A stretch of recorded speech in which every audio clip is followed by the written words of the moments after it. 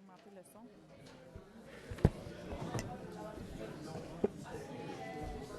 Alors, bonsoir à tous. Je vais vous demander de prendre place. On va commencer dans quelques minutes. 1, 2, 1, 2, 1, 2. Je pense que c'est mieux. Voilà.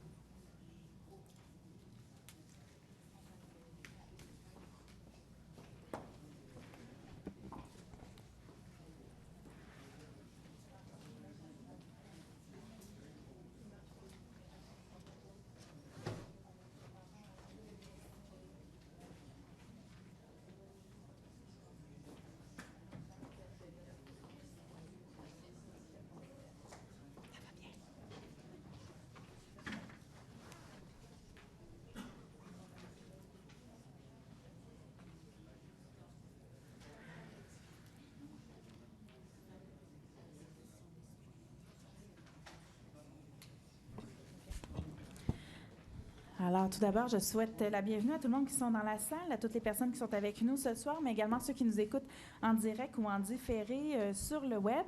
Alors, avant de débuter, tel qu'il est d'usage lors de ces séances, nous allons prendre 1 minute de silence. Donc, je vais vous demander de vous lever.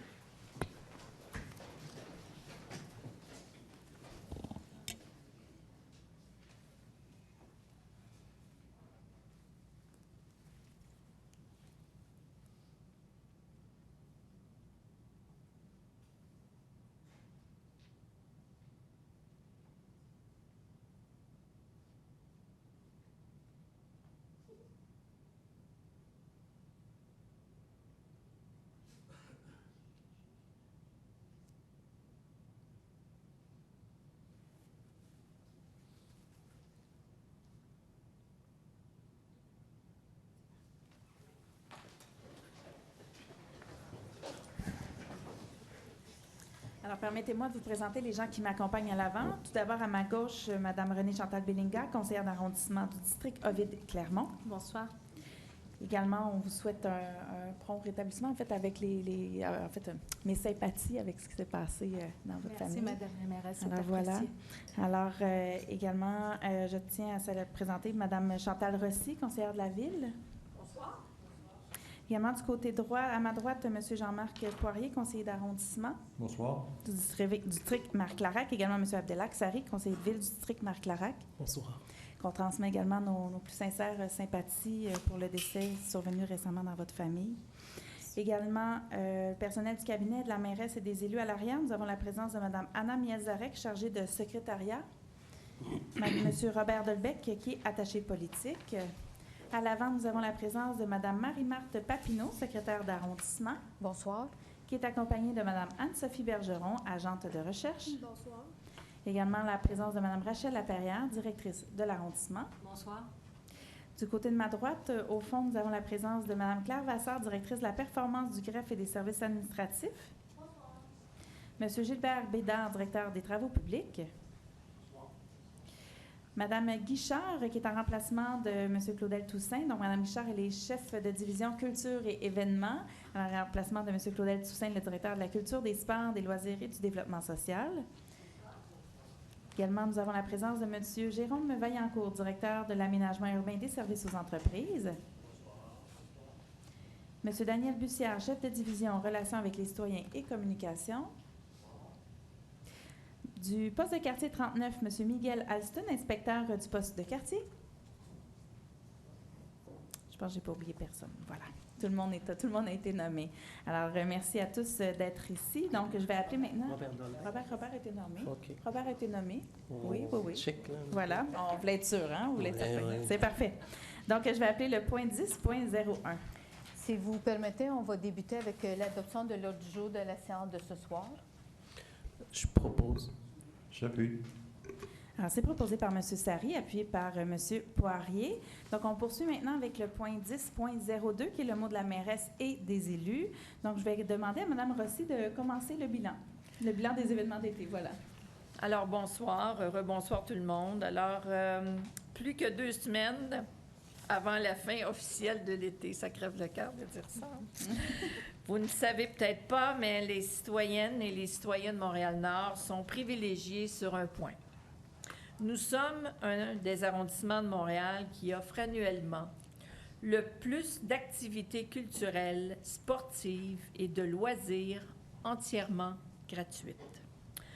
Je voudrais profiter de cette séance du Conseil pour remercier chaleureusement celles et ceux qui ont organisé des événements dans nos parcs, dans nos installations cet été. Cela comprend évidemment des dizaines d'employés de l'arrondissement, dans les parcs, bibliothèques, culture, événements, sports, loisirs, mais aussi des dizaines d'organismes partenaires. Grâce à eux, les Nord-Montréalaises et les Nord-Montréalais ont pu profiter de centaines d'événements pour tous les âges, dans tous les coins de l'arrondissement. Seulement depuis le dernier conseil d'arrondissement au mois d'août, nous avons, par exemple, eu droit à la fête marocaine au Parc Aimé-Léonard, au basket de rue Urbanifest au Parc Le Carignan, aux Olympiades des aînés sur le boulevard Gouin, à la semaine italienne du Congrès national des Italo-Canadiens au Parc Aimé-Léonard, à la kermesse des aînés au Parc Eusèbe-Ménard, au symposium d'art visuel de Montréal-Nord au Parc Ottawa, à la fête de la rivière au Parc Aimé-Léonard, à la kermesse et fête de clôture de la rue Dijon et Charleroi en fête. C'est pas banal, là. C'est de l'action en un mois. Tout cela sans compter la foule d'activités offertes dans nos bibliothèques et à la Maison culturelle et communautaire. Comme élus, nous sommes vraiment très heureux de pouvoir vous offrir une telle programmation.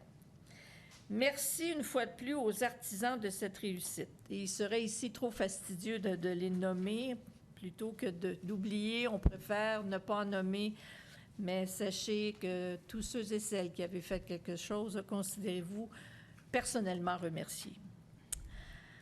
Avec la fin de l'été arrive la rentrée scolaire et reprise normale des activités.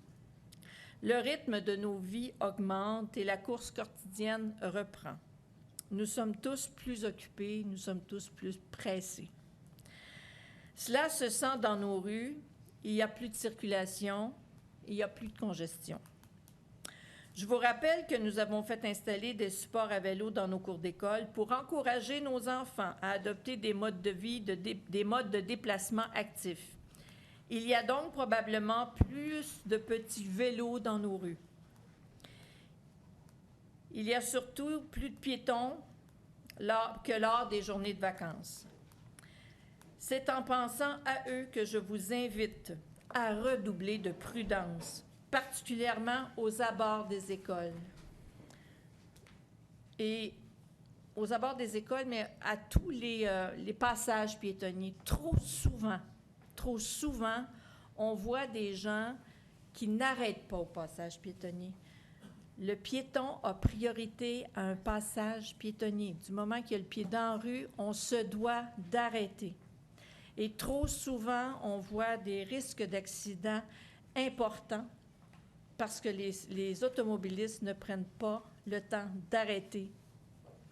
Alors, on vous demande expressément d'être vraiment vigilants, tant pour nos gens âgés qui traversent piétonnières que nos jeunes aux abords des écoles.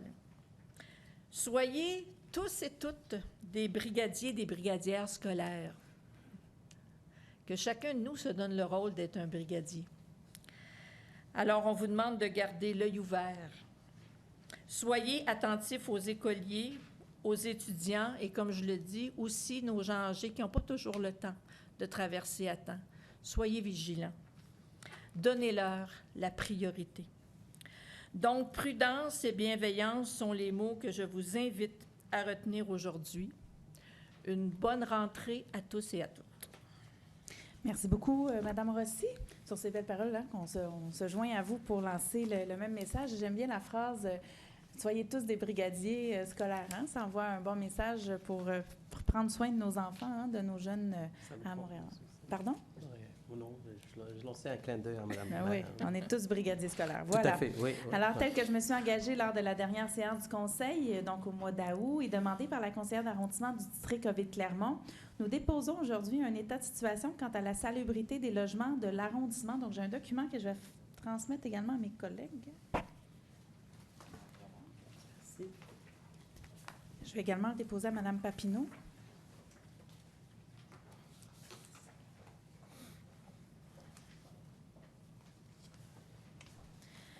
Alors, dans ce rapport, on mentionne entre autres que de 2015 à 2018, le volume de plaintes se maintient d'une année à l'autre. En 2019, le nombre de plaintes est légèrement à la baisse.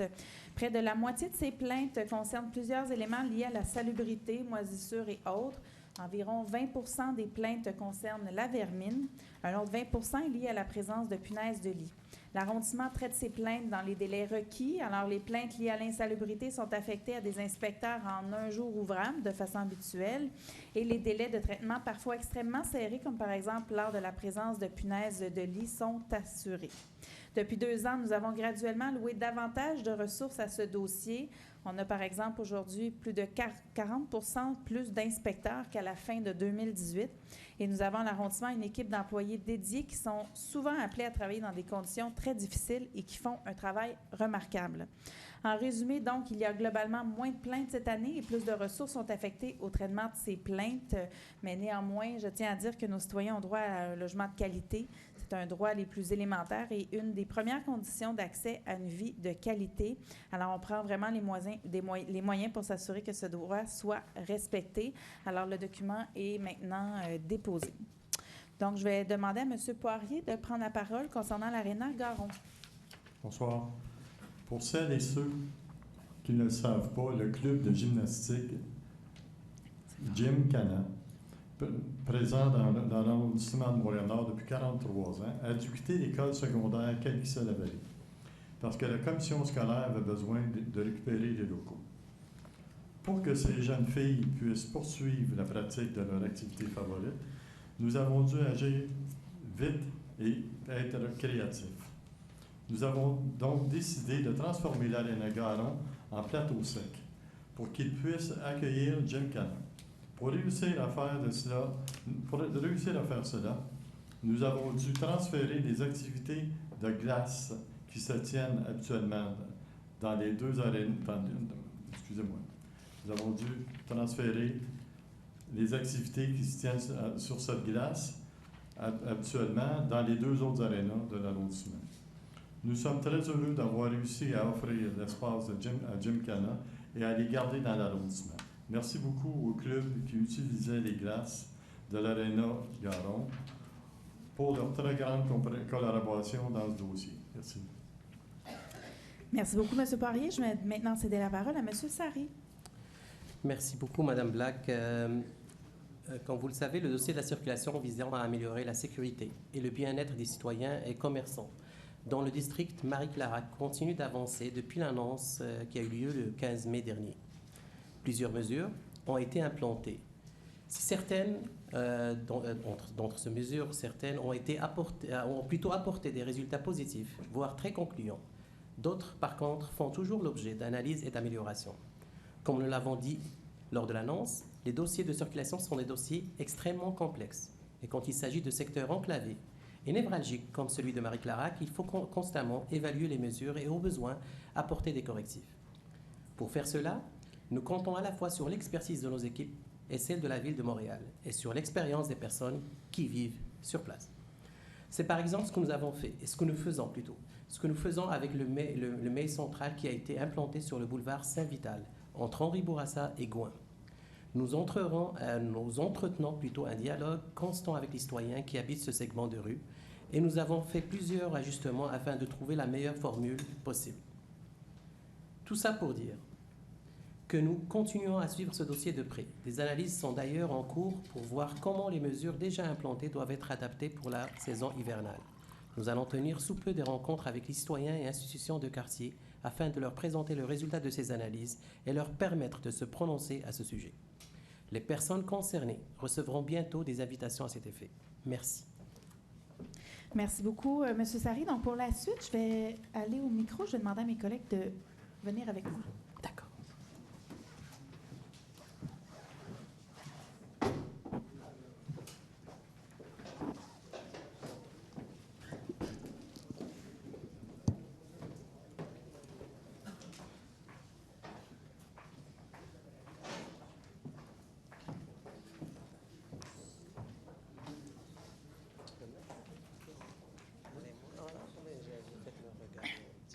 Alors, les Jeux de la rue existent depuis 2002.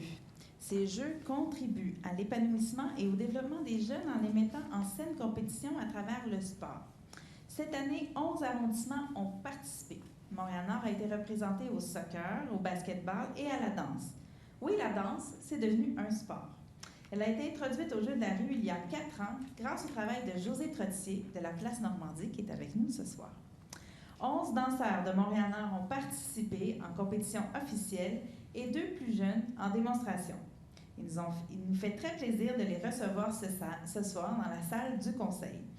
Alors, on va remettre des certificats. Donc, quand je vais vous nommer, je vais vous demander de venir à l'avant pour qu'on puisse remettre le certificat.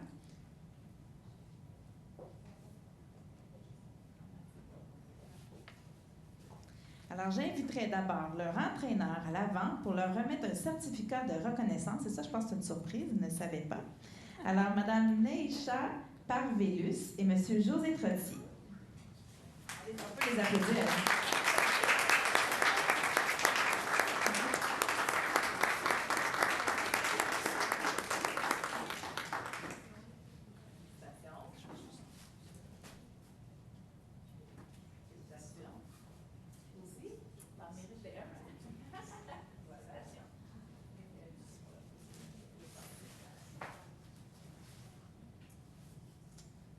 Quand même réserver des surprises de temps en temps pour les gens qui nous donnent des bonnes idées. Ensuite, donc, j'invite maintenant les jeunes présents à s'avancer. Donc, je vais vous nommer Monsieur Danny Louis.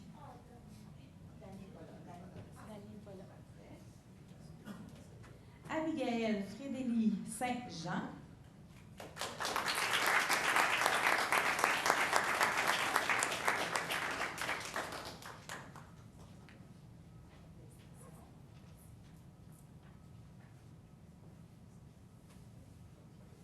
Stacy Roseferlaine Alcé.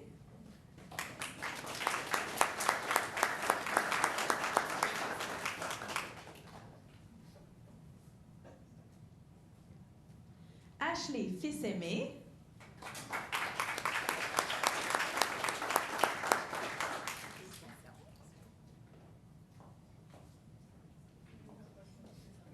Ibrahim Kaké.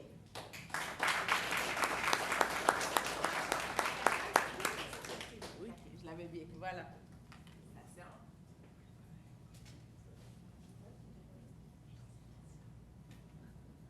Johanna Méran. On peut l'applaudir, ben oui, tout de même. Malaika Fleuricena Larocque-Naquet.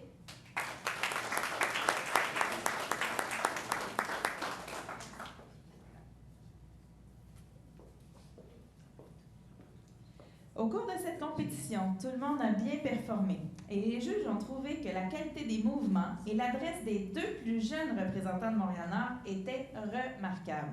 Ils ont décidé de le souligner en leur remettant rien de moins que la médaille d'or. Wow. Mesdames et messieurs, Véronica Léonard, 8 ans, et Rakim Kaké, 10 ans.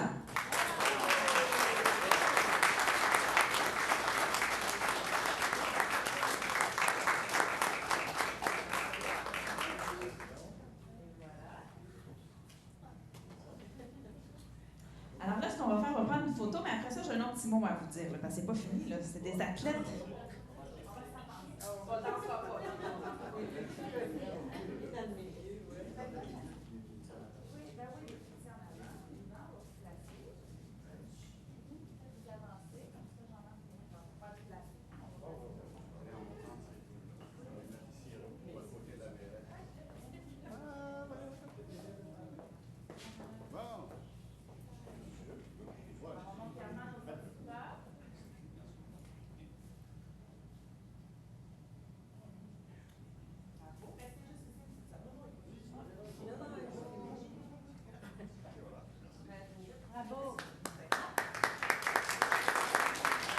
OK. Et là, en plus des Jeux de la rue cet été,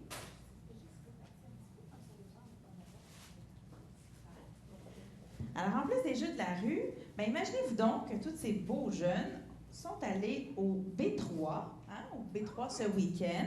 Alors, du 6 au 8 septembre 2019, Montréal a vibré au rythme des arts et du sport urbain à travers B3 Montréal. Vous en avez peut-être entendu parler dans les nouvelles ce week-end. Alors, la ville a accueilli la 8e étape de la série mondiale 3x3 de la FIBA, voilà, et la 4e étape de la série mondiale 3x3 de la FIBA chez les femmes. Ces deux séries présentent les meilleurs joueurs internationaux de basketball 3x3 qui, pour la première fois, joueront en 2019 pour se qualifier pour les Jeux olympiques de Tokyo en 2020. B3 Montréal, c'est aussi une programmation culturelle complète. Et d'ailleurs, au cours de ce week-end qui vient juste de passer, plusieurs activités ont eu lieu, dont des compétitions de danse urbaine de calibre international, des démonstrations de danse, de cheerleading, activités d'initiation pour toute la famille et plus encore. Et comme je vous disais, nos jeunes y étaient. C'est ça? Voilà. Alors, nos jeunes y étaient. Et là, on m'a dit qu'ils ont animé, qu'ils ont fait de la danse et qu'ils vont même y retourner l'année prochaine. C'est ça. Et ils se sont vus remettre 3 T-shirts. Et José, merci de me permettre de les donner aujourd'hui. Ils ne les ont pas eus encore. Donc, voilà.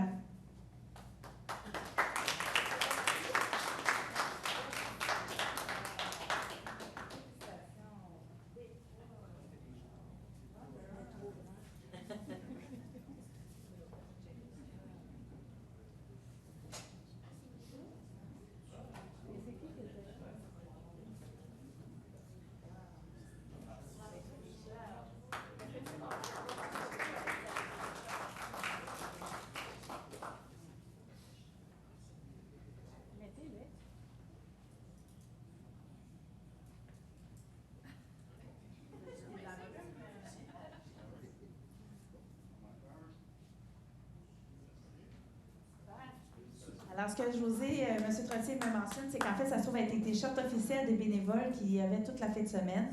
Alors, ils ont maintenant leur copie aussi. Alors, félicitations à vous. Nous sommes très, très fiers de vous et on vous encourage à poursuivre. Comme ça, on va pouvoir vous réinviter au conseil pour vous donner d'autres certificats pour d'autres performances que vous allez faire.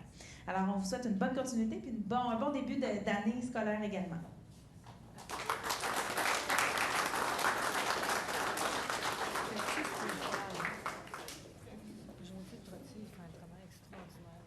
J'aimerais maintenant prendre un moment pour rendre hommage à un organisme pour son engagement remarquable dans notre communauté.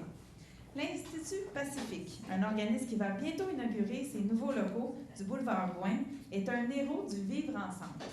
En privilégiant le dialogue, le respect et l'ouverture, cet organisme et ceux qui y travaillent contribuent à bâtir un milieu de vie exempt de violence et à soutenir l'épanouissement des enfants, des jeunes et des adultes de notre communauté. Nous souhaitons aujourd'hui remercier cet organisme pour cette grande contribution et le féliciter d'avoir récemment obtenu, rien de moins, la médaille du lieutenant-gouverneur du Québec pour mérite exceptionnel, en reconnaissance de ses programmes de résolution de conflits. Alors, on félicite l'organisme pour l'obtention de ce prix. Et j'invite maintenant Sherline Day, directrice générale, et M. François-Pierre Squarnec, voilà, président du conseil, a signé le livre d'or de l'arrondissement. On les applaudit.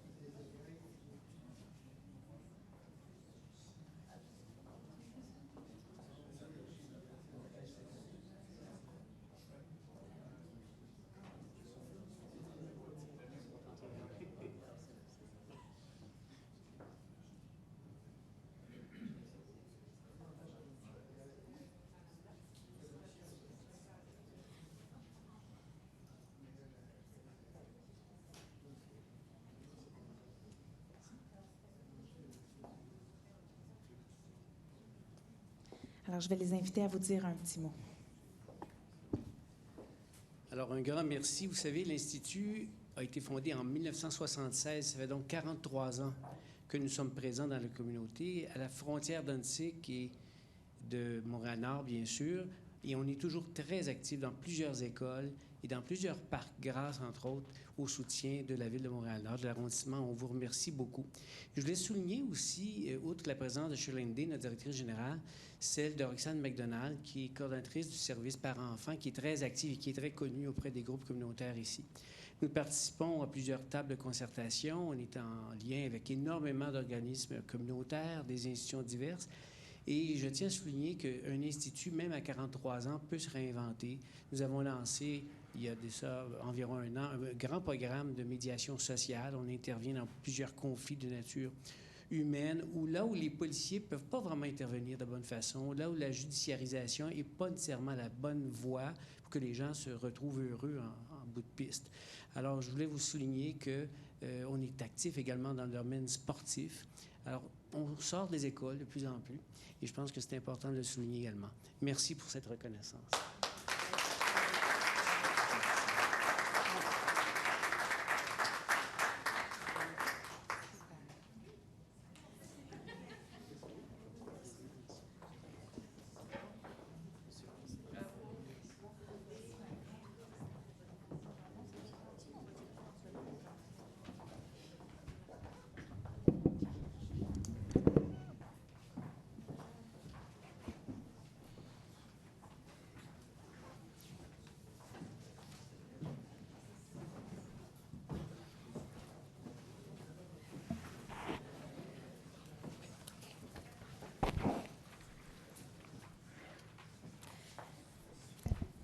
Alors, merci à tous.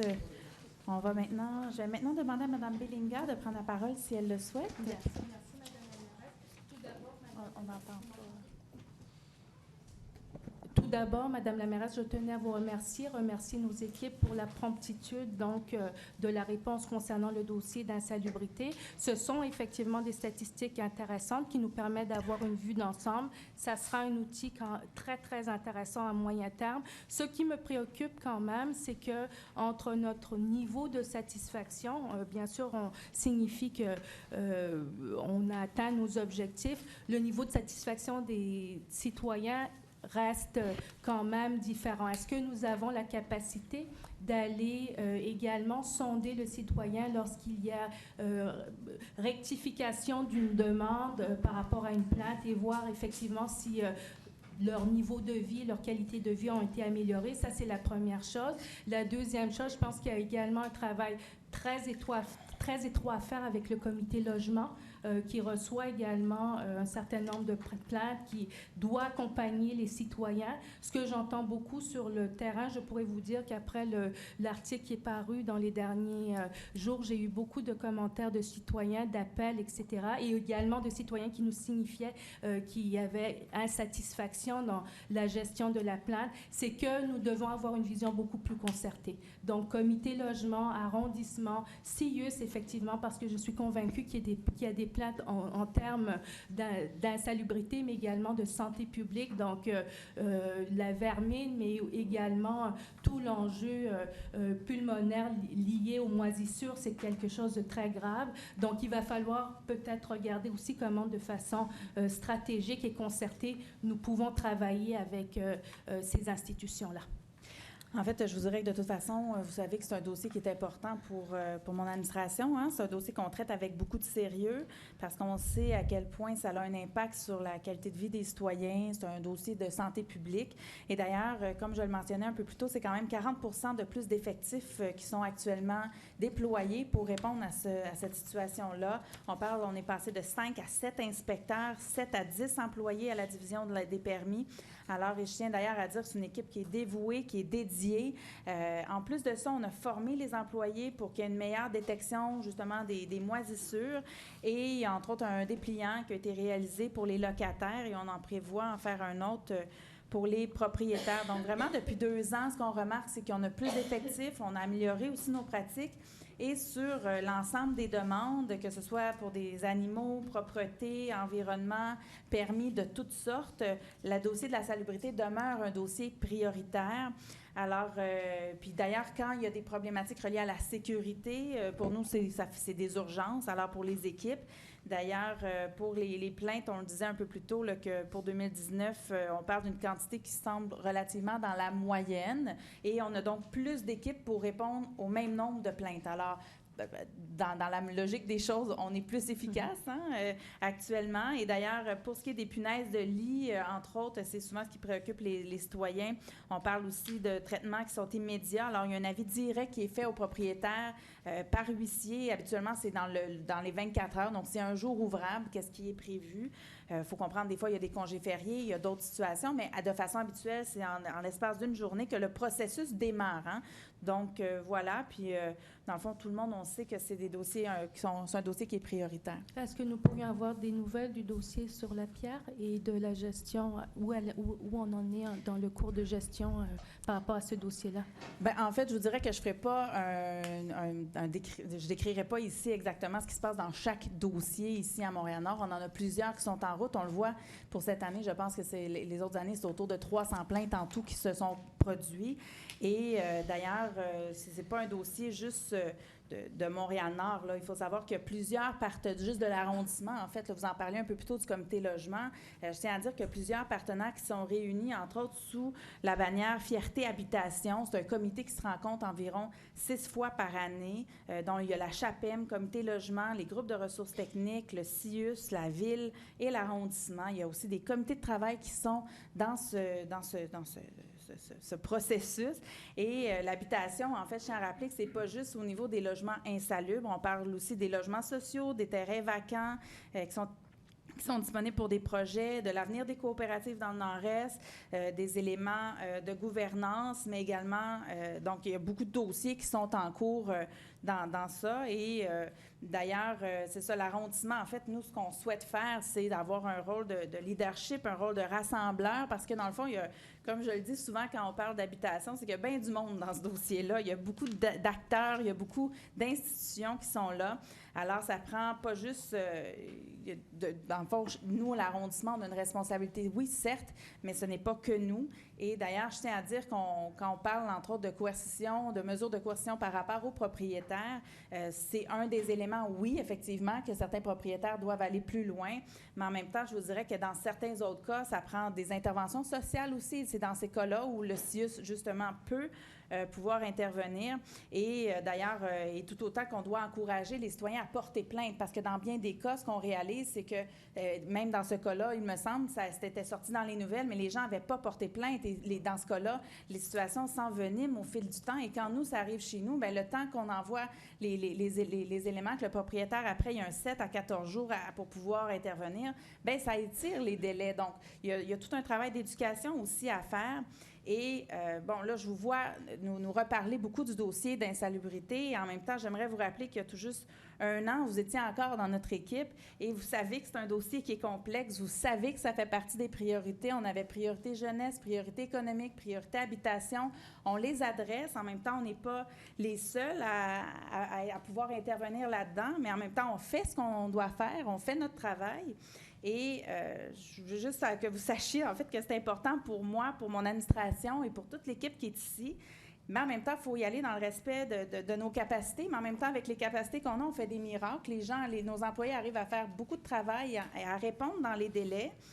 Alors voilà, puis en terminant, ce que j'aimerais vous dire, c'est que je vous inviterais à venir me parler peut-être directement pour qu'on puisse orchestrer les actions dans ces dossiers-là. Parce que certains commentaires, comme ceux qui ont été faits lors du dernier conseil, ça a aussi comme effet de démobiliser nos employés. Puis ça, pour moi, là, nos employés, là, c'est précieux. Là. Nos employés, on doit en prendre soin. Ils ont à cœur l'arrondissement, ils travaillent très fort, sont dédiés, sont dévoués. Et pour moi, là, leur mobilisation, elle est essentielle.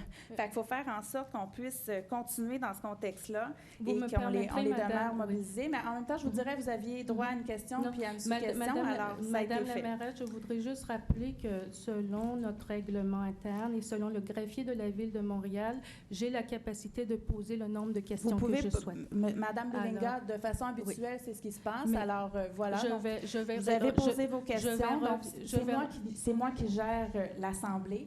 Alors, vous avez posé vos questions. Alors, voilà. Je n'ai pas posé de questions. Je suis revenue sur le document que vous avez déposé. Je vous avais dit que vous étiez en mesure de prendre la parole si vous le souhaitiez. Donc, vous avez posé votre question et votre J'ai une sous-question. autre question, Madame la mairesse, et j'ai le droit comme élu de poser le nombre de questions que je souhaite. Alors, la deuxième question. Madame Belinga, je vais juste vous demander un instant, s'il vous plaît. Je vais demander une pause.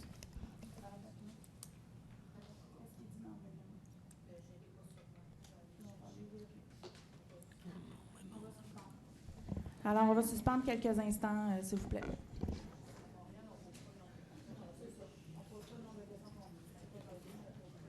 Madame Papineau, je vous avais envoyé un courriel déjà, vous avez la réponse.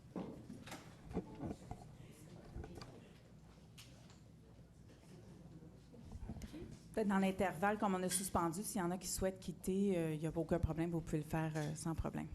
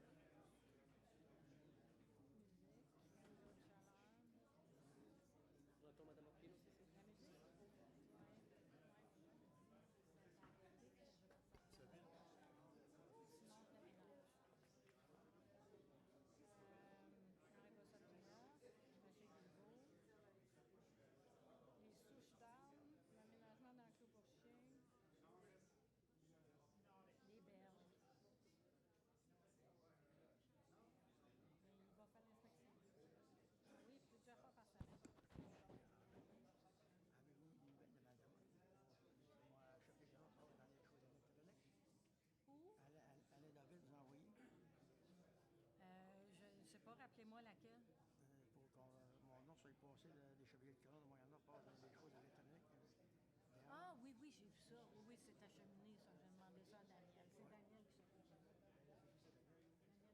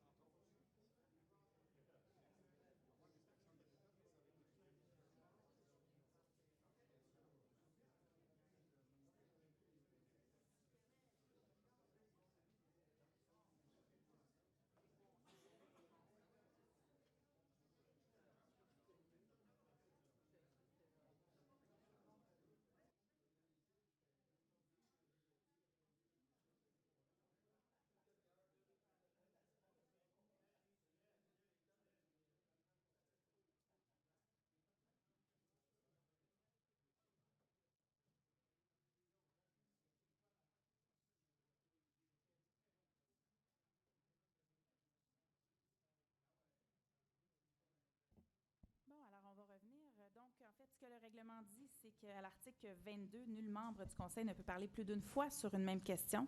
Par contre, dans le cas où un conseiller présente une proposition, celui-ci a droit à une réplique. Alors, également, à l'article 48, alors ça dit un conseiller peut poser des questions au maire ou à un conseiller. Une question posée doit se rapporter à une matière d'intérêt public rentrant dans les attributions du conseil, à une affaire d'intérêt public dont un membre du conseil est responsable ou a pris l'initiative, ou aux intentions du conseil à l'égard d'une mesure réglementaire ou administrative. Alors donc, Mme Bellinga, si vous avez une question sur un autre sujet, elle est la bienvenue. Je vous remercie, Madame la mairesse. Alors, je souhaitais simplement savoir s'il était possible d'avoir un bilan de la table paix et sécurité pour l'année en cours et quelles sont nos priorités. C'est possible que vous nous soumettiez peut-être dans les prochaines semaines un bilan qui nous permettrait d'avoir les grandes orientations. Je sais que sur notre site, c'est un bilan qui a déjà été déposé. Donc, quelles sont nos prérogatives dans ce dossier? Comment on peut avoir accès à un bilan? Alors, bien, merci beaucoup pour la seconde question. En fait, pour la table paix et sécurité, en fait, les travaux avancent. Il y a des procès-verbaux qui sont faits à chaque rencontre, résumés, en fait, de la situation. Alors, actuellement, on ne fera pas un bilan. Là, on va le faire à la fin de l'année, en même temps qu'on le fait à chaque année, dans le fond. On ne le fera pas à l'heure actuelle. Et dans le fond, M. Sarry, je vais vous laisser la parole si vous avez un ajout, parce que c'est M. Sarry qui est responsable de la table paix et sécurité. Oui, comme vous l'avez bien mentionné, Madame la mairesse, l'ensemble des réunions sont aussi par la suite, font l'objet d'une production d'un procès-verbal par la suite qui est public. D'autant plus, les personnes qui siègent sur cette table paix et sécurité viennent quand même du milieu de l'arrondissement de Montréal-Nord et c'est eux qui priorisent les sujets qu'on met de l'avant au niveau de la table.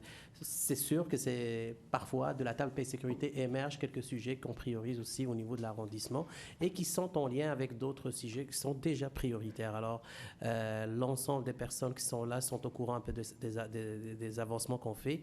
Et c'est sûr que votre requête sera aussi partagée avec l'ensemble des personnes responsables de la table paix et sécurité afin de produire une sorte de bilan ou quelque chose de ces travaux-là qu'on met en place dans la table paix et sécurité. Merci pour votre sollicitude, M. C'est juste à savoir que ce n'est pas une entité comme une commission, comme la sécurité publique, qui est dans le devoir de produire des bilans. C'est une table de discussion. Alors, il faut vraiment savoir c'est quoi les prérogatives qu'on a à ce niveau-là. Et ce n'est pas une commission comme ce qu'on a à la Ville de Montréal, comme la commission de la sécurité, sur la sécurité publique. Je vous remercie, Parfait. M. Alors, je vais maintenant laisser la parole à Mme Laperrière. Pour faire suite aux commentaires de M. Sarry, j'aimerais préciser que les discussions à la table paix et sécurité doivent être d'une certaine manière protégées. Nous parlons de sécurité urbaine, de paix et de sécurité urbaine. Donc, les sujets peuvent être, par exemple, la violence conjugale ou les résultats du poste PDQ 39 et ne sont diffusés que les éléments qu'il est convenu de diffuser entre les membres. Et donc, on a une forme de bulletin qui est relayé aux membres de la table pour qu'ils puissent, eux, le diffuser dans leur réseau. Ça dit ce sur quoi on travaille, sans pour autant préciser des éléments qui sont, je dirais, sensibles et qu'il faut absolument garder pour les discussions que nous avons à la table paix et sécurité urbaine. C'est en fait plus les objets de discussion et ce qu'on convient comme action. Alors, donc, on pourra vous entrer dans la boucle pour ces bulletins-là qui sont diffusés par la table. Parfait. Alors, est-ce que vous aviez d'autres questions, Mme Bellinga? Ce soir, non, merci, Mme la mairesse. Parfait. Donc, on va poursuivre maintenant avec le point 10.03, qui est la période de questions du public. Alors, avant d'entamer la période de questions des citoyens, je souhaite préciser qu'étant donné que la séance du conseil d'arrondissement est publique, les citoyens qui viennent au micro poser des questions acceptent par le fait même que leurs propos soient diffusés en direct ainsi qu'en différé sur le site Internet de l'arrondissement. Dans ces circonstances et afin de préserver vos données personnelles, nous vous demandons de ne pas divulguer au micro votre adresse. Je tiens à rappeler que la durée est de 30 minutes qui peut être allongée par bloc de 15 minutes. Ce soir, nous avons 10 questions et même il y a quelqu'un qui a quitté, donc on en a 9. Alors, on ne va pas prendre les questions. Il y a seulement 3 questions qui peuvent être posées sur le même thème. Les citoyens qui le désirent et qui se sont enregistrés auparavant sont invités à poser une question et une sous-question sur le même sujet. Un membre du conseil ou un membre de l'administration y répondra selon mes indications. La période de questions du public n'est pas une période d'échange ou de discussion entre citoyens et élus. Si vos interrogations nécessitent plus d'informations ou que vous souhaitez en parler plus amplement avec moi ou un autre élu, nous vous invitons à rester après le conseil ou à communiquer avec le cabinet pour qu'on puisse convenir d'un moment plus approprié. Alors donc, on va commencer d'abord avec Mme Juliane Moreau. Je vais l'inviter à venir au micro.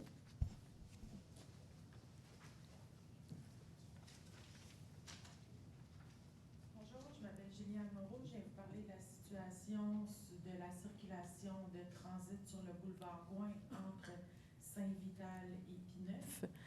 Ça fait 3 ans que les citoyens du secteur vous demandent d'agir. Depuis 3 ans, il n'y a absolument rien qui a été fait. Et rien. Je vais vous demander de changer votre attitude, M. Sarry. Aucune des mesures... Madame Moreau, je vais demander de Oui, c'est juste que tout de même, quand là. on me regarde de manière arrogante, je vais vous demander trouve que de j'ai le droit continuer avec votre de préambule et répondre. votre période OK, de je veux juste votre demander à question. M. Sarry de garder la même réserve que vous me demandez. Parfait. Est-ce que c'est possible? Continuez. Merci. Continuez, Madame Moreau. Il n'y a absolument rien qui a été fait. Les mesures qui ont été présentées au mois de mai, M. Sarry lui-même me l'indiquait dans les escaliers, étaient, à son avis, à lui aussi décevantes. Elles ont été décevantes. La salle complète vous l'a dit. Il n'y avait aucune de ces mesures-là qui touchait la circulation de transit entre Saint-Vital et Pineuf. Donc, je ne suis pas ici pour qu'on me rappelle qu'il y a des mesures qui ont été mises en place parce que ces mesures-là n'ont pas trait à cette Je vais vous situation-là. demander d'arriver à votre question. Je m'en viens. OK? Je vais vous parler du dernier mois.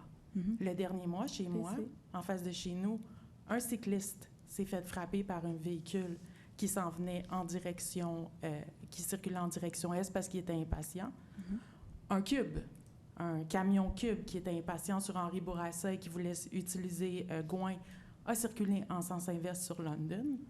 Moi, en sortant de chez moi, un véhicule arrivait tellement vite sur le boulevard Gouin que quand j'ai ralenti pour tourner sur London, il m'a frappé. Et finalement, un piéton au coin de London qui traversait la rue d'est en ouest a failli se faire frapper parce que la circulation est tellement dense aux heures de pointe que le véhicule qui circulait en direction ouest, qui a tourné pour essayer de se faufiler entre deux véhicules, a failli frapper un piéton.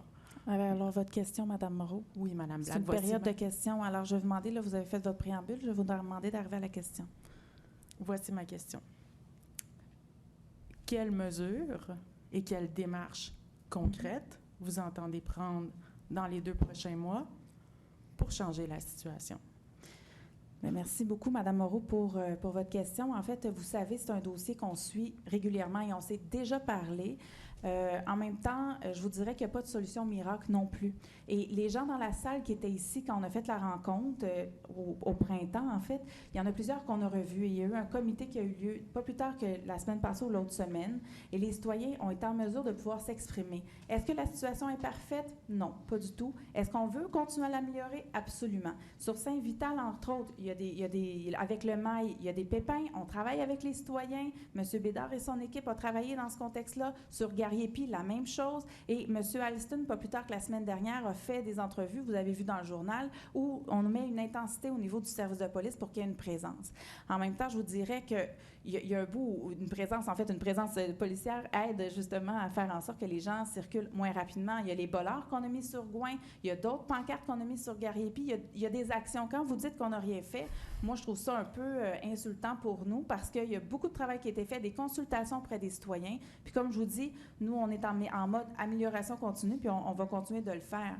Et d'ailleurs, je tiens à dire aussi que là, il y a les travaux du pont Pineuf qui vont commencer. Puis les travaux, là, ça va amener encore une autre dynamique dans le secteur parce que là, le pont va bloquer à Laval, à la 440. Alors, est-ce que les gens vont traverser le pont Pineuf ou ils vont aller chercher Papineau à la 25? Probablement. Et là, par la suite, en plus, avec le SRB, il y aura bientôt 2 voies sur chaque côté. Ils sont en train de travailler pour arriver à ça. Bien, quand ça sera fait, bien, ça va aider. Donc, c'est des situations qui évoluent de jour en jour. Alors, c'est pas une situation fixe qui ne change pas. On regarde ça évoluer, on regarde ce qu'il y en est, et nos équipes sont là-dessus. Il y a du comptage, il y a les équipes du central. On y travaille, là. Ce serait mentir de dire qu'on n'a fait rien. Moi, en tout cas, je ne suis pas du tout du même avec vous. Est-ce que c'est parfait? Non. Comme je vous dis, il y a encore du travail à faire, puis on va y travailler. Ma question, c'était quelles mesures concrètes est-ce que vous allez prendre? Mais comme je vous dis, on en a fait des mesures. Là. On Je en vous a demande pas déjà ce que vous avez fait, ce que vous Madame allez Moreau, faire. vous avez posé votre question. Donc, ce qu'on Mais en a j'attends fait... juste une réponse. Bien, ce que je vous dis, c'est qu'on va continuer. Concrètement, ça sera à voir avec les citoyens aussi du secteur. C'est pas moi ici qui va décider qu'est-ce qu'on va faire exactement. C'est avec les citoyens. Et c'est ce qu'on a fait. Et je pense pas que vous étiez à la rencontre quand on était ici. Je ne me souviens pas de vous La avoir rencontre, vous vu. avez présenté les mesures? Oui. Oui, j'étais ici. Bon, parfait. Donc, à La ce salle au moment-là... complet vous a indiqué qu'ils Non, la salle au étaient complet déçus. a compris aussi, la salle au complet a compris qu'on faisait des mesures et que c'était une première étape. Et ce qu'on a dit, c'est qu'on allait continuer, qu'on allait aller plus loin s'il y avait besoin. Mais si on va plus loin, il va y avoir d'autres impacts pour les citoyens dans le secteur. Et après, si les citoyens sont prêts à aller là, on va y aller. Mais ça va être étape par étape. Donc, ce que vous dites, c'est que Alors, ici, Madame- là, j'entends absolument Madame rien. Moreau, vous avez À posé- tous les jours, vous avez posé les votre gens question et sont votre en question. danger dans le secteur. Madame Moreau, Puis c'est votre inaction Madame à tous les Moreau, jours qui ce la que- perpétue et la dégrade. Madame Moreau, Tous les jours. vous avez posé votre question et votre sous-question. Merci beaucoup. Alors, on va poursuivre maintenant avec Edmond Pinard. Bonsoir. Moi, ma question, c'est comme un théorème, mais ça ne sera pas long. Allez-y. Au mois de, disons, l'Assemblée du 12 août, ici, Oui. il y a quelqu'un de Saint-Michel qui est venu vous parler des îlots de chaleur, puis c'était bien effrayant. Moi, je ne trouve pas ça si effrayant que ça. Maintenant, voilà la question. Qu'est-ce qu'un îlot de chaleur? Deuxièmement, qui détermine l'endroit de l'îlot de chaleur? Alors, c'est la première question. La première question est posée, je vais vous répondre tout de suite. Ouais. Alors, un îlot de chaleur, en fait, de façon générale, c'est quand c'est un endroit qui est en asphalte ou on va appeler ça minéralisé. Donc, c'est un endroit qui n'a pas d'arbres, qui n'a pas d'espace vert et qui, dans le fond, accumule la chaleur et ça fait en sorte que c'est pas bon pour les indices au niveau de la santé, etc. Et ça a un impact chez nos citoyens. Donc, c'est pour ça qu'on fait en sorte qu'on veut éliminer ou en tout cas réduire le plus possible les îlots de chaleur à Montréal-Nord. Maintenant, là, c'est pareil. Par exemple, qui détermine l'endroit où il y a des îlots de chaleur? Vous venez quasiment de répondre. Maintenant, En fait, on le détermine pas. On le détermine pas, c'est juste que ça arrive, là. Il y a des cartes, oui, c'est ça, avec les îlots de chaleur que la santé publique fait, entre autres. Donc là, vous avez déjà posé une question puis une sous-question. Donc là... est-ce que je peux en poser une autre? Ça ne sera pas long, là. En fait, je vais vous dire, parce que pour question d'équité avec les autres, Oh, les oui. autres qui sont venus, Est-ce que je vais vous demander de rester... Est-ce que je vais revenir la poser? Oui, vous pouvez revenir le mois prochain, mais vous pouvez rester dans la salle aussi. Ça va nous faire plaisir de vous répondre. Monsieur Bédard, qui est ici, je suis convaincue qu'il va avoir plein de réponses pour vous, entre autres avec notre plan canopé, avec les arbres qu'on veut planter OK, et tout ça. Merci Merci. beaucoup. Je vais demander à Monsieur Philippe Boucher. En fait, c'est lui qui a quitté, je pense. Voilà. Madame Marie-Hélène McDuff. Oui, bonsoir. Bonsoir. Moi, j'aimerais savoir s'il serait possible d'automatiser le nettoyage du terrain qui longe le pont au sud de Gouin jusqu'à la bretelle. À chaque année, je suis obligée d'appeler 2, 3 fois pour qu'on nettoie ce terrain-là, les arbustes, les mauvaises herbes, ça a 2 pieds puis 3 pieds de haut. Bien, merci pour votre question. En fait, c'est sûr que le terrain actuellement, en plus, avec les travaux qui s'en viennent du pont, probablement, c'est pour ça aussi qu'il n'a pas été du tout touché. C'était là. pareil Il n'a l'année probablement passée. pas été touché. Oui, peut-être l'année passée, mais cette année, c'est encore plus d'actualité parce que du côté de Laval, on sait que les équipes ont commencé à se déployer pour faire les travaux du pont. Donc, on va vérifier qu'est-ce qu'il y en est de cette année. Si les travaux commencent avant l'hiver, ce sera pertinent de le faire. Et puis, on va se croiser les doigts que l'an prochain, on soit dans le chantier amplement, qui va nous faire en sorte que, en fait, en théorie, ça va déjà être en grand chantier. Alors, comme ça, on n'aura pas à le refaire. Bien Ça devrait entendu. être nettoyé l'année prochaine. Ou en tout cas, ça devrait être en chantier autour qui va nous faire en sorte qu'on n'aura pas à le nettoyer. Merci. Ça fait plaisir. Je vais maintenant demander à Margaret Koussaya. Voilà. Pardonnez-moi votre nom. J'avais de la difficulté à lire ma secrétaire. Allez-y. Bonsoir. Moi, c'est pour l'arbre. Je suis venue il y a 2 ans. Vous m'avez dit que je pouvais refuser d'avoir un arbre. Alors, moi, je me pose la question maintenant, est-ce que c'est possible que j'aie pas d'arbre? Moi, parce qu'ils m'ont dit qu'ils sont à l'écoute des citoyens. Je comprends que vous mettez des arbres. Je sais que vous êtes rendus fusionnés, des arrondissements, des fusions des hôpitaux, des fusions de la ville. Je comprends bien, là. Mais est-ce que c'est possible que j'aie pas d'arbre, là? Je ne l'ai pas évité, cet arbre-là. Là. Je n'ai pas dit viens-t'en, là. Donc, merci beaucoup pour votre D'accord, c'est juste question. ça. En fait, comme on s'est dit un peu plus tôt, votre dossier est déjà en route et je pense que vous avez eu l'occasion de parler déjà avec M. Bédard, alors qu'il va pouvoir regarder attentivement votre dossier. Je sais que c'est en route. Alors, M. Bédard, est-ce qu'il y avait autre chose à mentionner? Non. Pas Non, nécessairement. Alors, le suivi va pouvoir être fait par son D'accord. équipe. OK, merci. Merci. Je vais maintenant demander à M. Guilbeault de venir au micro.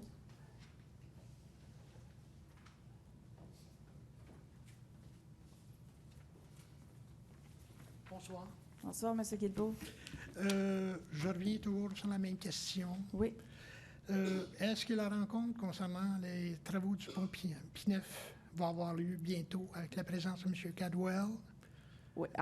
Dionne ainsi que vous à une table? Vous l'avez si bien dit qu'il y a plusieurs intervenants Oui, dans le dossier. Tout à fait. Si on a tout le monde ensemble à la même table, on pourrait régler beaucoup de choses. Alors, M. Bussière, parce qu'il y a une rencontre qui est prévue, mais parce que comme c'est pas nous qui l'organisons, c'est le MTQ, est-ce que, M. Bussière, vous pouvez venir nous dire dans quelle mesure, ou comment ça a été diffusé, si vous êtes au courant? Parce que c'est le MTQ? La rencontre va avoir lieu mercredi, ici Ça vient? même, à la salle du Conseil. Oui. C'est une rencontre organisée par le ministère des Transports du Québec. Comment ça a été Invité? promulgué? Faire la promotion? Comment Oui. la promotion en a été faite? J'ai posé la question aujourd'hui, je n'ai pas eu la réponse. Je ne sais pas. Vous habitez dans quel coin? Bruxelles. Bruxelles.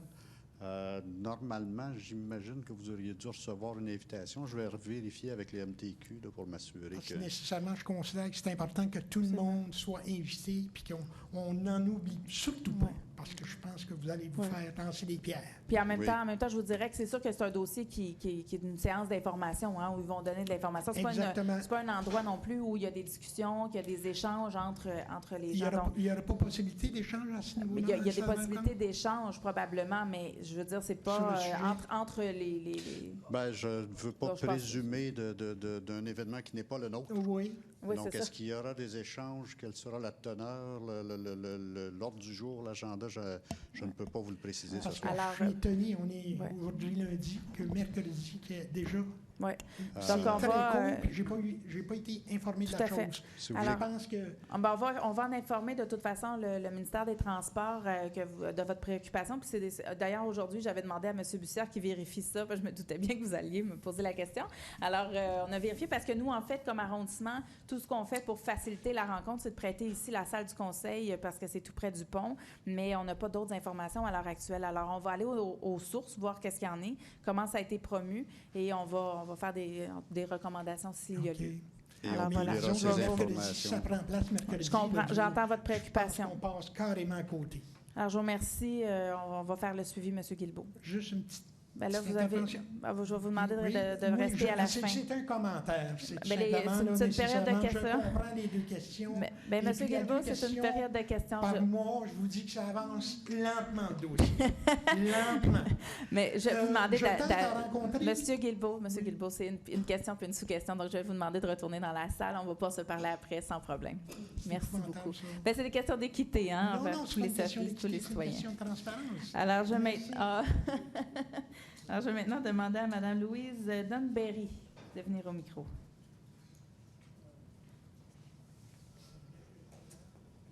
Bonsoir. Bonsoir. Moi, j'ai deux souches. Une sur mon terrain, puis une sur l'autre voisin. Oui. Puis une qui date de 2017, puis l'autre de 2018. J'aimerais savoir quand vous allez venir enlever les deux Parfait. souches. Donc, M. Bédard, je vais vous demander de venir au micro pour parler de la procédure au niveau des souches. Est-ce que vous avez déjà appelé au 3-1, madame, pour Oui, le j'ai mentionner? déjà. Parfait. On va le monter, hein, M. Bédard, c'est Ouais, ça? non, c'est bon. Écoutez, je vais prendre votre adresse, on va regarder ça. C'est qu'on a sur notre programmation plusieurs souches, disons, à enlever, là. Je sais qu'on avait un appel d'offres qui était en cours pendant l'été. Je vais regarder ce qui est arrivé avec l'appel d'offres, mais je pense que les prix sont sortis très élevés, là, puis je ne suis pas sûr qu'on va donner suite. Alors, on va voir ce qu'on va faire avec les souches. Peut-être les souches 2017-2018, là. Ouais. Parce qu'à cause de la grille du frein, il y a eu beaucoup d'abattages. D'ailleurs, c'est pour ça aussi qu'on plante beaucoup d'arbres. On en plante presque 1000 là, par année, privé, public. Mais justement, il nous reste plusieurs souches à faire. je vais vous donner des nouvelles exactement pour chez vous, là, Parfait. qu'est-ce qui se passe avec le contrat. Bon, Ouais, d'accord. Est-ce que vous avez une sous-question? Non, c'est tout. Ça va être bon. Parfait. Merci. Donc, M. Bédard, je comprends, vous allez faire le suivi du dossier. Parfait. Merci beaucoup. Je vais maintenant demander à Donald Collan de venir au micro.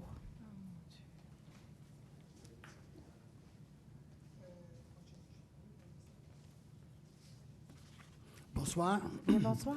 Ma demande, je n'ai pas une question, c'est une demande pour l'aménagement d'un enclos d'exercice pour chiens. L'endroit pour installer l'enclos, c'est au parc Henri Bourassa, rue Laurier, au coin de la rue Pascal. Il s'agirait de transformer l'une des deux terrains de bocce, des terrains qui existent présentement et qui ne sont pas utilisés. Les deux terrains, en 2018, ont été utilisés 2 fois. En 2019, 0. Aucune activité. Alors, ces terrains-là sont déjà clôturés et éclairés et ils pourraient être transformés en enclos d'exercice pour chiens à très peu de frais. Alors, merci pour votre question. En fait, je comprends quand même que c'est une question. Hein. Vous nous demandez si c'est quelque chose qu'on prévoit faire. Pour l'instant, on est dans des grands chantiers. Si vous habitez près du parc Henri Bourassa, vous êtes au courant que le parc est en grand chantier actuellement. Alors, actuellement, on est en train de faire le pavillon du parc, également le pôle aquatique qui est en train de se faire également avec les jeux d'eau. Pour l'instant, ce qui est prévu actuellement dans le parc, c'est surtout un terrain de football qui est prévu pour, entre autres, les jeunes de l'école. Et dans le reste du parc, il y avait des aménagements, des jeux pour enfants, mais tout n'était pas encore finalisé. Alors, ce sera des choses qu'on pourra voir, analyser. Ce n'était pas prévu pour le moment qu'il y ait un endroit pour les chiens. En même temps, on vous entend aujourd'hui, donc ce sera quelque chose qu'on va devoir délibérer avec mes collègues et avec l'administration. Madame Laperrière? Juste un instant, je vais laisser Madame Laperrière, la directrice, vous permettre répondre. de rappeler qu'il y a eu des consultations sur les aménagements à venir au parc Henri Bourassa pendant au moins une douzaine de mois, où on a eu des rencontres avec des citoyens et jamais il n'a été mentionné ni demandé de faire un espace pour les chiens. Alors, j'aimais mieux le... Oui, c'est ça. Il y en a un au parc Gouin, puis il y en a un au parc Pilon. Actuellement, on en a 2.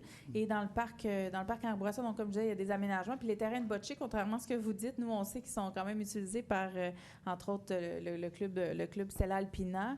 Et on a prévu en reconstruire des nouveaux aussi sur le site. Alors, est-ce que vous avez une sous-question?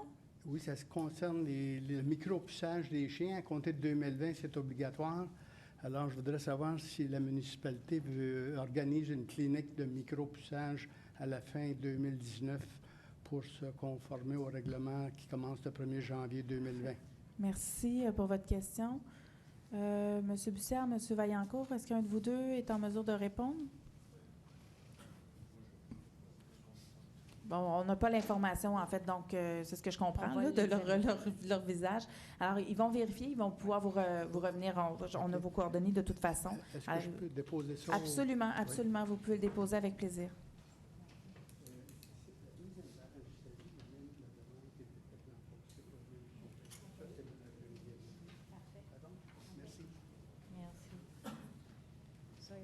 Parfait. Donc, maintenant, je vais demander à M. Lacombe de venir au micro.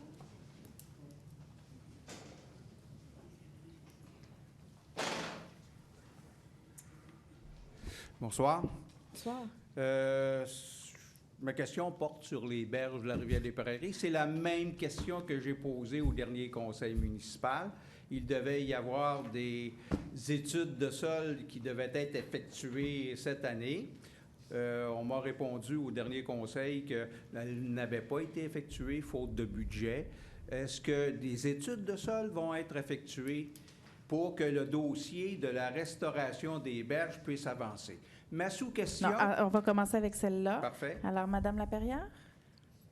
On a fait une demande de financement au central dans le cadre du programme de soutien pour les rives et les parcs en rive.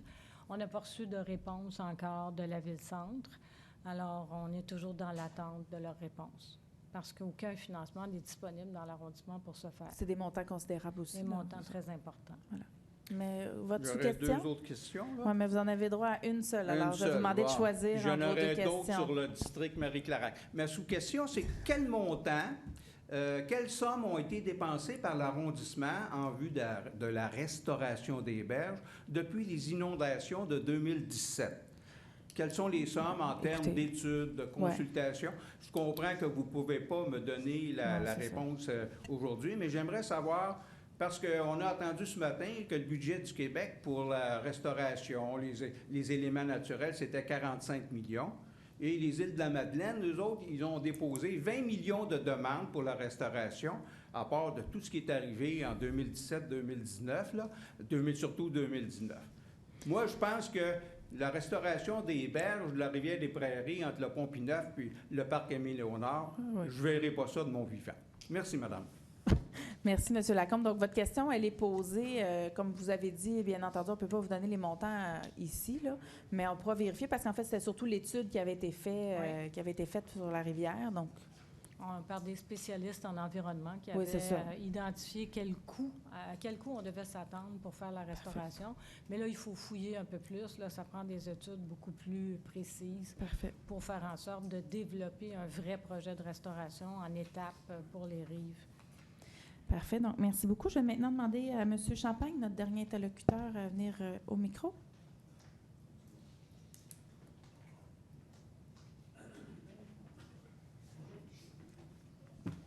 Bonsoir tout le monde. Bonsoir, M. Champagne. Ça concerne le point 40.01.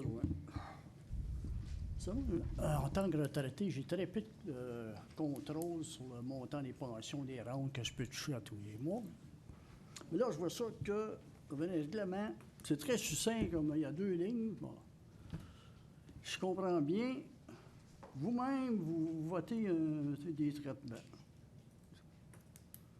Les membres du conseil. Alors, c'est votre question? C'est votre première question?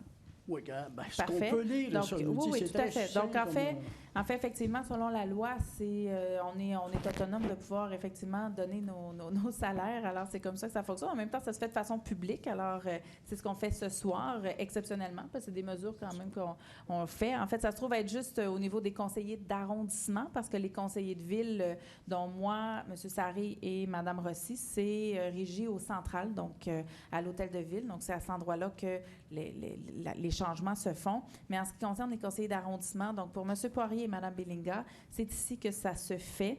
Alors, comme ce fut le cas dans d'autres arrondissements, dont entre autres sur le plateau Mont-Royal, il y a eu des augmentations qui ont été faites, entre autres parce que le travail des conseillers d'arrondissement augmente, les demandes de citoyens sont plus présentes et dans le fond, on a réajusté le salaire pour que ça équivaut dans le fond à 80% du salaire des conseillers de ville, ce qui fait en sorte que ça reflète davantage le travail qui est fait par nos différents conseillers.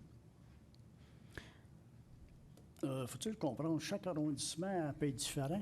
Absolument. Donc, ça, c'est votre deuxième question. Donc, pour les conseillers d'arrondissement, oui, chaque arrondissement a un salaire qui est différent. Alors, c'est comme ça que ça fonctionne à Montréal. Mais pour les conseillers de ville, c'est régi au central. Donc, c'est centralisé. Mais les conseillers d'arrondissement, c'est chaque arrondissement qui a les mêmes. Et nous, actuellement, on se situait en queue de peloton. Alors, on a décidé de réajuster pour faire en sorte que ça reflète davantage le travail qui était fait par nos conseillers, soit plus équitable envers le travail des autres conseillers de ville également. Bon, je considère que vous faites quand même un bon travail, vous méritez un bon traitement, comme tout le monde, comme tout ouvrier. Merci, M. Champagne. Merci, bonsoir. C'est quand même un bon travail. Alors, c'est ce qui met fin à la période de questions. Donc, ceux et celles qui souhaitent quitter, vous pouvez le faire à ce moment aussi, parce qu'on va poursuivre avec le conseil régulier, avec les points. Donc, je vais suspendre 1 minute. Hein? En fait, pour le 4007, on avait un interlocuteur qui devait venir, mais ce que j'ai compris, M. Vaillancourt, c'est que malheureusement, en fait, M. Bolduc a quitté, c'est ça, ou il ne souhaitait plus intervenir, c'est ça? Est-ce que M. Bolduc est toujours là? Non. M. Fauché, est-ce que vous pouvez aller à l'extérieur, s'il vous plaît? Merci. Est-ce que M. Bolduc est toujours dans la salle? Non, il a quitté. Parfait, c'est ce que j'avais compris, qu'il y avait eu les informations qu'il avait besoin et qu'il avait quitté. Donc, on va poursuivre. Pardon? C'est bon? Parfait. Donc, on va poursuivre avec le conseil. Donc, j'appelle maintenant le 1004 à 1006. 10.04, on vous demande d'adopter le procès-verbal de la séance ordinaire du Conseil qui s'est tenue le 12 août 2019 à 19 h. 10.05, de déposer aux archives le procès-verbal de la réunion du Comité consultatif d'urbanisme qui s'est tenue le 13 août. Et le 10.06, de déposer aux archives le procès-verbal de la réunion du Comité de démolition qui s'est tenue le 13 août. Quelqu'un pour le proposer? Je propose. J'appuie. Alors, c'est proposé par M. Sari, appuyé par M. Poirier. J'appelle maintenant le 2001 à 2002. 20.01 vous demande d'adjuger à Construction Viatec, qui est notre plus bas soumissionnaire conforme, pour un montant de 1 896 965. Les taxes sont incluses. Un contrat pour des travaux de pulvérisation. C'est pour la réfection de pavage ainsi que la reconstruction de trottoirs sur diverses rues de l'arrondissement. On vous demande d'autoriser une dépense de 132 788. Les taxes sont incluses pour les contingents, ainsi qu'une dépense de 398 850 pour les incidents, pour un montant total de 2 428 602. 20.02, d'adjuger à Jardin Dion Inc., qui est notre plus bas soumissionnaire conforme, pour un montant de 221 034. Les taxes sont incluses. Un contrat pour la fourniture, la plantation ainsi que l'entretien de végétaux et d'arbres. C'est un projet pour l'entrée L'Angelier-Henri Bourassa. On vous demande d'autoriser une dépense de 5 000 pour les contingences, pour une dépense totale de 226 034. Propose. J'appuie.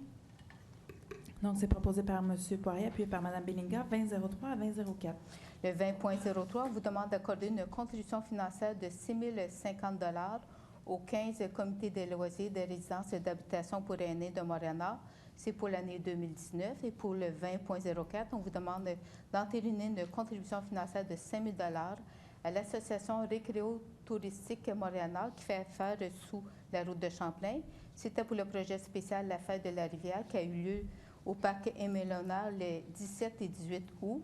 On vous demande d'approuver le projet de convention qui était intervenu entre la Ville et l'arrondissement et l'organisme. Je propose. J'appuie. Alors, c'est proposé par M. Poirier, appuyé par Mme Rossi. Alors, je vais appeler maintenant le 2005 à 2009. Le 20.05, on vous demande d'accorder une contribution financière de 4 650 $. C'est pour l'année 2019. C'est pour les 13 clubs d'âge d'or qui sont reconnus, ainsi qu'à la coopérative Multisport Plus pour le soutien aux activités régulières des clubs de l'âge d'or de Sainte-Colette. 20.06, d'entériner une contribution financière de 3 988 $ à l'organisme Artistes en art visuel du Nord de Montréal. C'était pour la tenue de l'événement Symposium d'art visuel de Montréal-Nord qui a eu lieu le 31 août ainsi que le 1er septembre au Parc Ottawa et la galerie 3440 rue Fleury-Est. Le 20.07, d'accorder une contribution financière de 1 750 $ aux organismes de loisirs suivants, soit une somme de 1 500 $ au loisir Sainte-Colette et une somme de 250 $. Excusez-moi, c'est même pas un lapsus. Et 250 $ au 188e groupe marin Montréal-Nord, Scoutisme marin pour l'année 2019. 20.08, de décréter l'imposition d'une réserve à des fins de perte. C'est pour le lot 1 173 774 du cadastre du Québec. On vous demande de mandater le service des affaires juridiques ainsi que le service de l'évaluation foncière pour entreprendre les procédures requises à cette fin, ainsi que le service de la gestion et de la planification immobilière pour négocier l'acquisition de gré à gré. Il s'agit d'un terrain qui est situé sur l'avenue Bruxelles entre Sabrevois et Fleury. Et le 20.09, d'entériner la donation d'un piano fait par Mme Lem Jutras à l'arrondissement Montréal-Nord. C'est pour la division de la culture et des événements de la Direction de la culture, des sports, des loisirs et du développement social. Je propose. J'appuie. Proposé par Mme Rossi, appuyé par M. Sari. J'appelle maintenant le 3001 à 3002. Le 3001, on vous demande d'approuver de déposer le rapport mensuel en date du 31 juillet 2019. Le 30.02, d'approuver de déposer le rapport sur l'exercice du pouvoir délégué en date du 31 juillet 2019. Je propose. J'appuie. C'est proposé par M. Sarré, appuyé par M. Poirier. J'appelle le 3003 à 3004. Le 30.03 demande d'autoriser une dépense supplémentaire maximale de 983 $ auprès de WM Québec Inc. C'est pour la disposition des réseaux de balais et des dépôts de neige. C'est pour la période du 26 janvier au 31 décembre 2019. Le 30.04, d'autoriser une dépense de 500 $ auprès de la Fondation Beaulieu-Blondin. C'est pour l'achat d'un espace publicitaire dans le programme du tournoi de golf qui aura lieu le 19 septembre. Et ça, ça amène le budget discrétionnaire de représentation des élus. Je propose. Que je déclare intérêt. Proposé par M. Sarré, appuyé par Mme Rossi. M. Poirier déclare intérêt. J'appelle maintenant le 4001 à 4002. Le 4001, on vous demande de donner un avis de motion, de présenter et de déposer en vue d'adopter à une séance ultérieure le projet de règlement RGCA 19-10-0011. C'est un règlement sur le traitement des membres du conseil d'arrondissement de Montréal-Nord.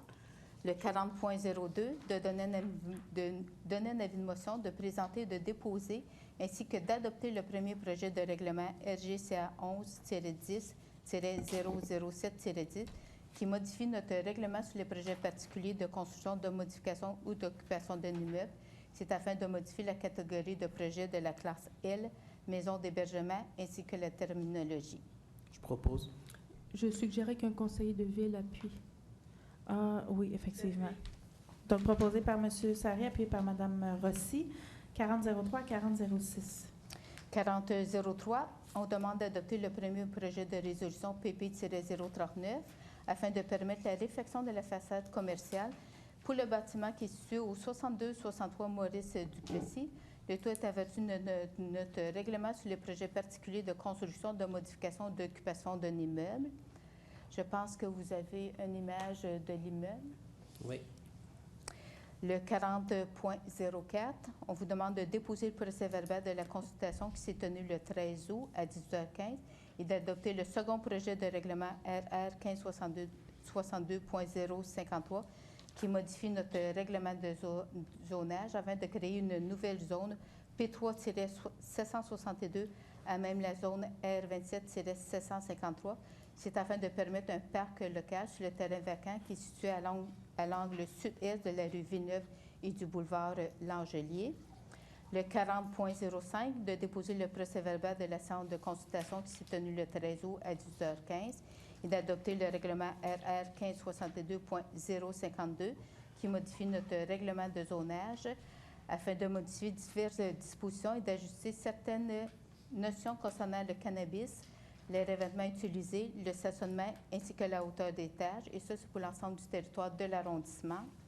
Et le 40.06, d'adopter le règlement RGCA 19-10-0010 afin d'utiliser l'utilisation du bâtiment qui est situé sur le lot 1 413 417 du Qatar du Québec, soit le 11 042 ainsi que le 11 042 avenue de London à des fins de ressources intermédiaires. Quelqu'un pour proposer? Proposé par M. Poirier, appuyé par Mme Rossi. Alors, 4007 à 4008. 4007, on vous demande de statuer sur une recommandation du comité consultatif d'urbanisme, soit de permettre une marge latérale minimale de 1,14 m au lieu de 1,98 m, une allée d'accès plus large que l'entrée charretière pour l'implantation de bâtiments unifamiliales.